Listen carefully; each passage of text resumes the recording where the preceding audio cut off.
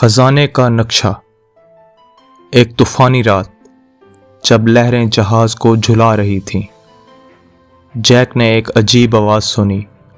یہ آواز کپتان کے کمرے سے آ رہی تھی، ایک زوردار ٹھک، پھر ایک چرچراہٹ۔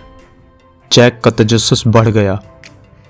وہ سارے جہاز سے گزرتا ہوا بارش کے پانی کے چھینٹوں اور کھوجیوں کے بھاری قدموں سے بچتا ہوا آہستہ سے کپتان کے کمرے کے قریب پہنچا۔ دروازے سے جیک نے اندر جھانکا۔ کپتان گیبریل، جہاز کا خوفناک کھوجی لیڈر، اپنی میز کے اوپر جھکا ہوا تھا۔ وہ ایک بڑا پرانا نقشہ کھول رہا تھا۔ او، ایک خزانے کا نقشہ، جیک حیرت سے بولا۔ اس کی چھوٹی مونچھیں جوش میں ہلنے لگیں۔ کپتان گیبریل نقشے پر ایک ایکس کی طرف اشارہ کرتے ہوئے بڑبڑایا۔ سونا اور ہیرے، بلیک ٹیل جزیرے پر، یہ میرا ہوگا۔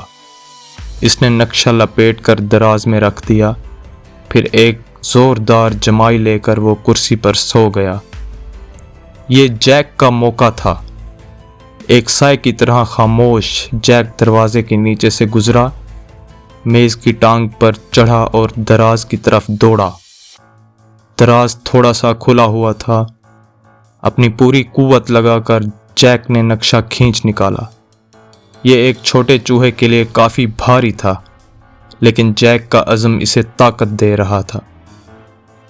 میں خود یہ خزانہ ڈھونڈوں گا، جیک نے جوش سے کہا۔ جیک نے احتیاط سے نقشہ لپیٹا اور اسے دانتوں سے تھام لیا۔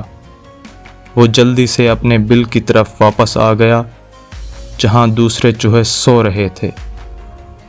جیک اپنی مہم شروع کرنے کے لیے بے چین تھا۔